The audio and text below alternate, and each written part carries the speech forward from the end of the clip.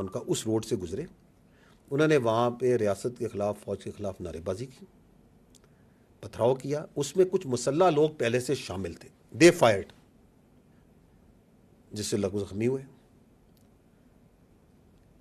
اور انہوں نے وہاں پہ وہ جو کنات جو لگی ہوئی تھی، ایک عارضی دیوار، اور ایک عارضی دیوار کی تعمیر بھی شروع ہو گئی تھی ایک دیوار کی، اس کو بھی گرایا. اور وہاں پہ جو سپلائی ڈیپو ہے، جو سرکاری گودام تھا راشن کا، اس کو لوٹا بھی. اس کے اندر بھی لوگوں نے گھس کے لوٹے. ٹھیک. اگر یہ جس طرح کہا جا رہا ہے کہ یہ 69 لوگوں میں فائرنگ کی جاتی، تو کیا وہ اتنی تسلی سے وہاں آٹے، گھی، بوریاں چوری کر رہے ہوتے؟ اور اس واقعے سے، اس جگہ سے 1 کلومیٹر دور تقریباً لگ بھگ جو مرکزی مقام تھا، وہاں پہ بھی کچھ مسلح لوگوں نے جو کراؤڈ موجود تھے وہاں بھی فائرنگ کی، اور وہاں بھی جانی نقصان ہوا. تو دس از ہاؤ اٹ ہیپنڈ. جو فوج نے رسپانس دیا وہ بالکل ایز پر ایس او پی، ایز پر آرڈرز تھا. دیکھیں 9 مئی کے بعد، جب 9 مئی کا واقعہ ہوا، تو مخصوص ایک سیاسی گروہ نے، ایک انتشاری ٹولے نے یہ بات چیت کرنی شروع کر دی، ایک پروپیگنڈا کرنا شروع کر دیا کہ جی فوج نے ان کو روکا کیوں نہیں، ان کو گولی مار دیتے. چونکہ انہوں نے گولی نہیں ماری، اس کا مطلب ہے انہوں نے خود ان کو لے کے آئے. یہ آپ کے سامنے یہ بیانیہ چلایا ہے یا نہیں چلایا گیا؟ تو فوج کا سسٹم بڑا کلیئر ہے.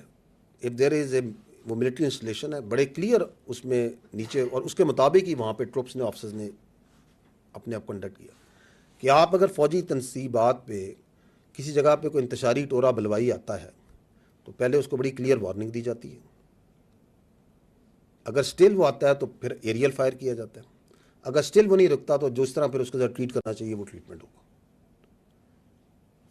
تو انہوں نے اس کے مطابق ایریل فائر کیا. اور میں آپ کو یہ بتا رہا ہوں کہ اگر وہ انہوں نے مارنا، وہ آپ دیکھیے گا، میں آپ کو کلپ وہ منگوائیں، اس میں آپ دیکھیے گا کہ وہ کس طرح جو ہے وہ آٹے کی بوریاں بڑی تسلی سے لے کے جا رہے ہیں. ٹھیک ہے.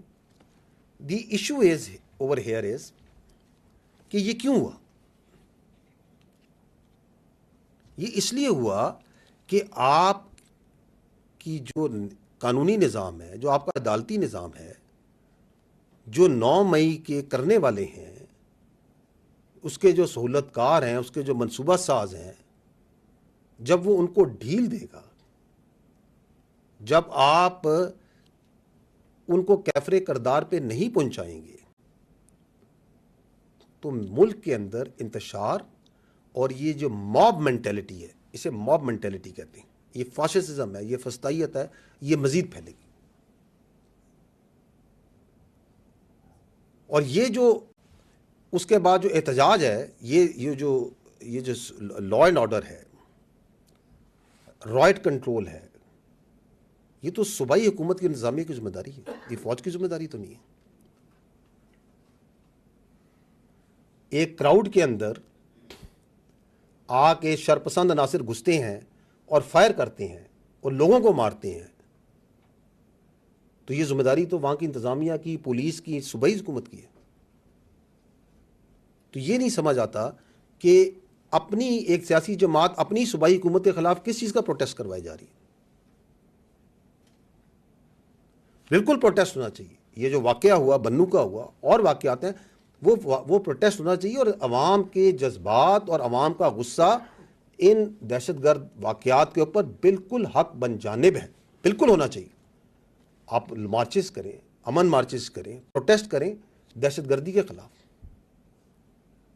نکالیں مارچز ان 8 شہیدوں خلاف، فوج کے اور فرنٹیئر کنسٹیبلری کا، جو اس دن شہید ہوئے، ان 3 معصوم شہریوں کے لیے جو شہید ہوئے.